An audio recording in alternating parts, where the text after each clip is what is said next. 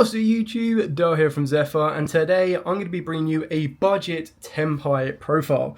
Now I still stand by my kind of comments about this deck that is probably one of the best budget and decks for learners to get into. Yes, okay, obviously structured decks are going to be a little bit cheaper in order for you to kind of put together, understand everything else in between, but now that Trident Dragon has had a nice reprint in the Megatins, which is probably the most expensive single card that you need to pick up, you can still build this deck and you can decide to go for a board breaker route or a hand trap route. And the best thing about it is it's very simplistic, very straightforward. All you then need to start learning, which is the basics of the damage step, battle phase, and everything else with the deck in between. So I do think it's probably the best budget deck that you can put together that will give you a massively competitive edge without breaking the bank. So, with all of that out of the way, please smash that like button, hit that notification bell, and subscribe so you do not miss out on any more upcoming content.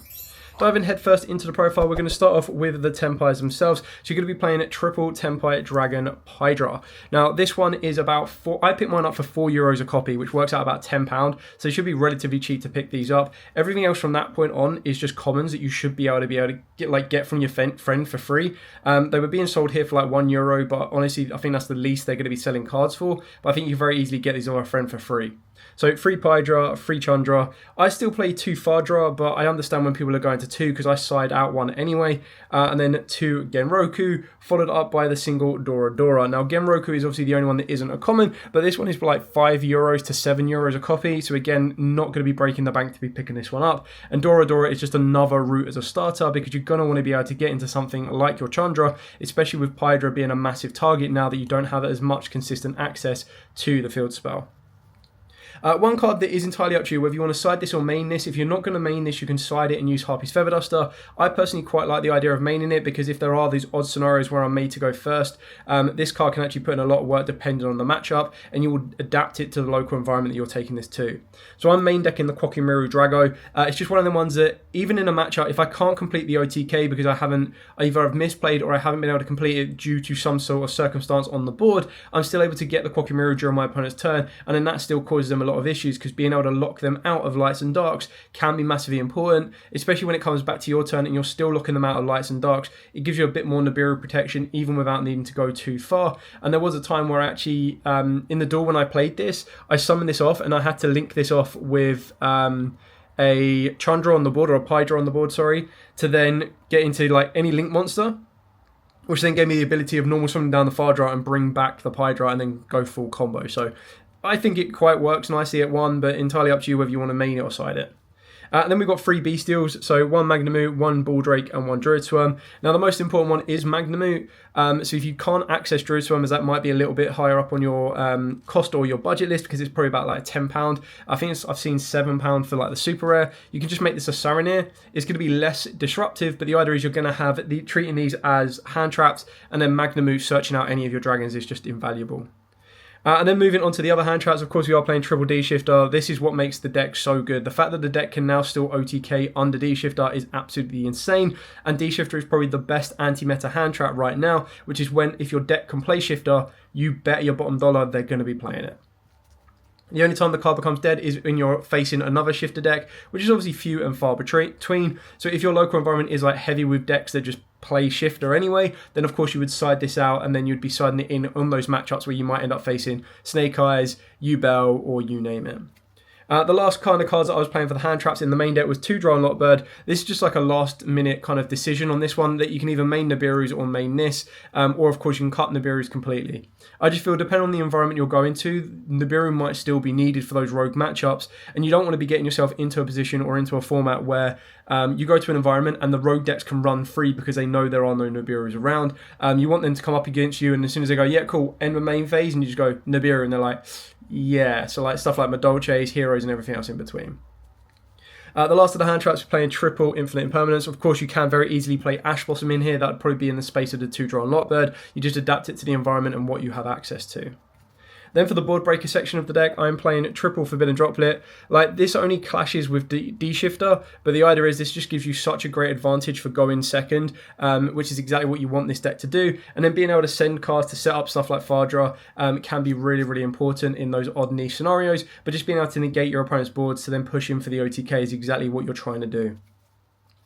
For the other board breaker cards before we get onto the Sangan Kaiman, I was going with 2 Raigeki, 2 Lightning Storm, and 2 Book of Eclipse. So again, all relatively cheap and budget. You can turn your Raigekis into Dark Holes if you want to, but the idea is Lightning Storm is that balance between front row and back row. And when you combo off with something like Book of Eclipse, booking your Bestials face down, you then control no face up monsters. So sometimes that is a very niche scenario that will pop up. And then the Lightning Storm allows you not to deal with their monsters, but will allow you to deal with their back row, which is really important. And then, of course, for the other cards, we've got triple Sangan Kaiman. This is even more important now with Sangan Summoning, unfortunately, limited to 1, or technically fortunately, because this deck is still crazy good. It just was even worse when you had stuff like Pot of Prosperity and Sangan Summoning at 3. Speaking of which, Pot of Prosperity and Sangan Summoning, the fact that this deck can still OTK under Pot of Prosperity and is one of the very few decks that don't really care about activating Pot of Prosperity is mental, and it's probably one of the main reasons why Prosperity was limited. Of course, Prosperity can be limited for a numerous amount of other options, just for the pure fact that the card was crazy good in general, but this is one of the decks that literally just said, okay, we don't really care if you're going to be, if we're going to activate Pot of Prosperity, because we'll, with Trident Dragon, be able to complete the OTK. And the last 3 cards we're playing are ways to get to Sangan Summoning. So we've got Terraforming, Set Rotation, and then the one card that just puts in a lot of work and a lot of people undervalue is Way Where There's a Will. God, bit of a mouthful. So this card is during the main phase, the turn player gets to activate the effect. Excavate cards from the top of your deck up to the number of cards your opponent controls, and if you do, you add one of them to the hand. Also, after that, place any remaining cards and 1 card from your hand on the bottom of the deck in any order. You can only use this effect once per turn, and then during the end phase of any turn a player excavated 9 or more cards at once by this effect, that player can activate this effect to shuffle all cards your opponent controls and in their graveyard into the deck. So again, it gives you one of them very niche scenarios. If you can't finish the game off, it lets you reset their entire board.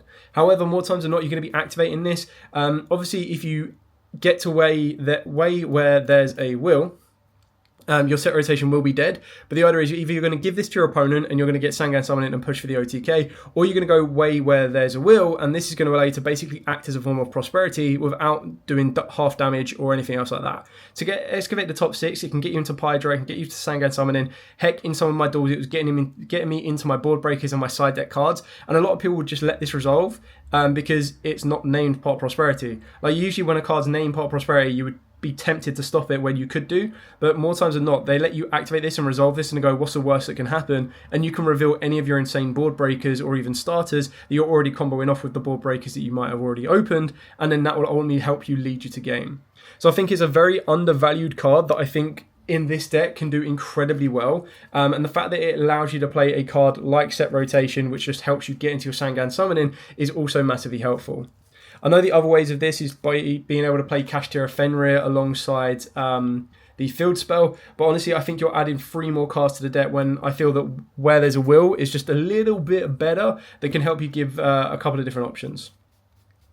Moving on to the extra deck. So for the extra deck, of course, we do play the one Trident Dragon. So this is obviously a lot cheaper and easier to get a hold of now that it's been reprinted. So this cost me €15 here at Lille, and it's just one of the ones that is probably going to be the most expensive card you add, but it's one of the ones that the deck can function without it. You just kind of want to ideally have it, and I feel that there's going to be more of these in circulation now. The reason the prices were so crazy high was because the supply and demand just wasn't there.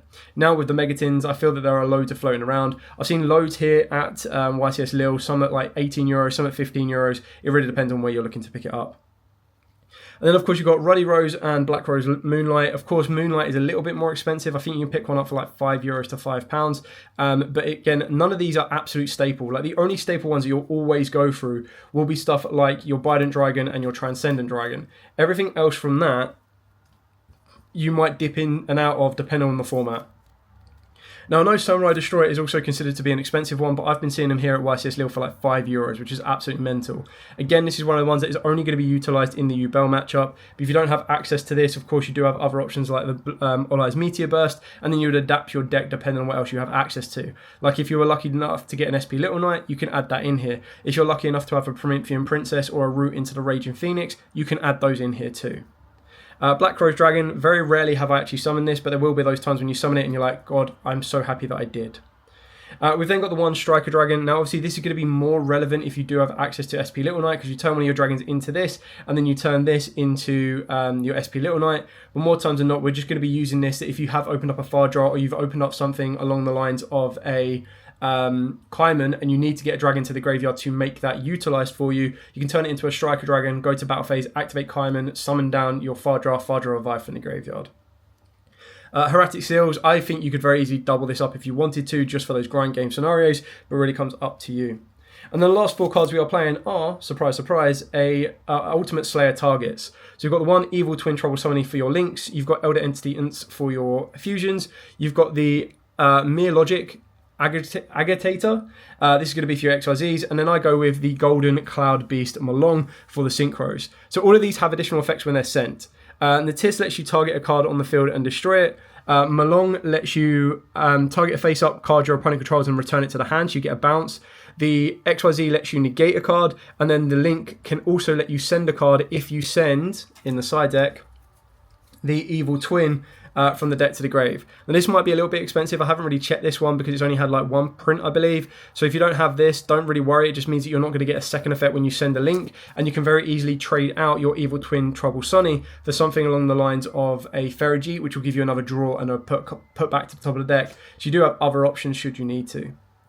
So that's it for the entire extra deck. Now I'm going to show you the side deck just so you can kind of have an idea of what you're looking for and still let it stay within budget.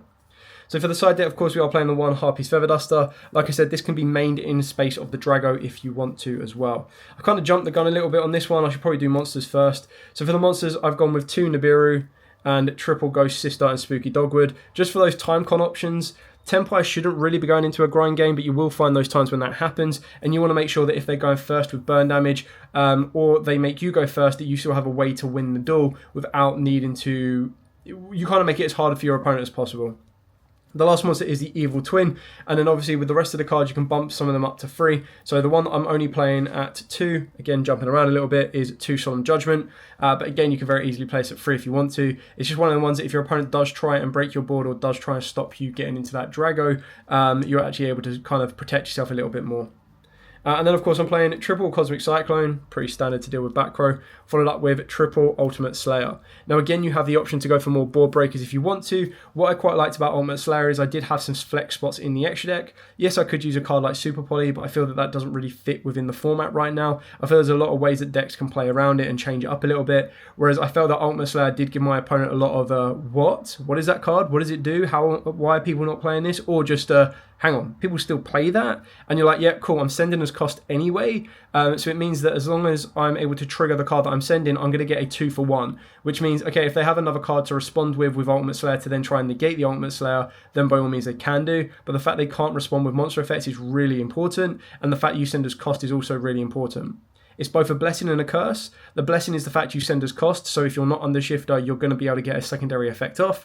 But if you are under shifter, then of course you can't activate it. So it is a give and take option. It's one of the ones that if I'm not under shifter, it can be massively important, as it has helped me out a lot of times as well. But again, you adapt the side deck depending on the environment you're taking to. That's where you can side in Ash Blossoms, and I didn't have Ash Blossoms on me at the time of recording this at YCS Lille. I know, silly mistake. But that's something you can consider. You can consider stuff like Ghost Ogre. Heck, if you're so worried about certain hand traps in the format, you can very easily be going with, go for Call by the Grave if you want to, but you can also go for Cross Out.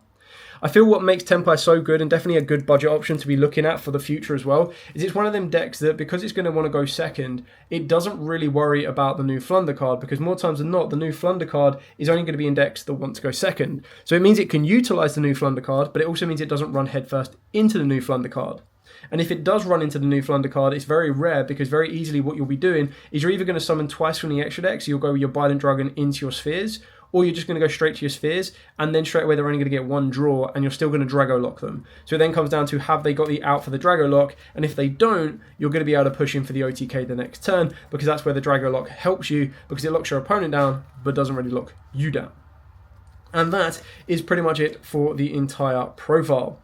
So obviously there are ways to make this a little bit more expensive by adding stuff like Moltramies into the deck if you want to. You can also add in SP Little Knight to the extra deck, the Pyro Phoenix to the extra deck. You can then upgrade some of your side deck choices as well if you want to. It really does come up to you and your playstyle and preference and what you have access to.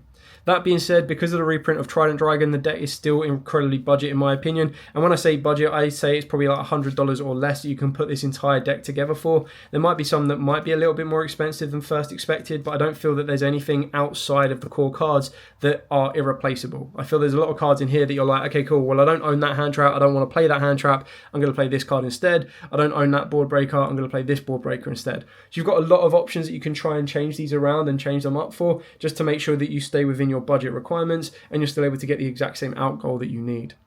Anyway, that's it for the entire profile. Questions, as always, put them in the comments down below. I'll be more than happy to answer them. For now, as absolutely always, stay safe and, of course, happy dueling.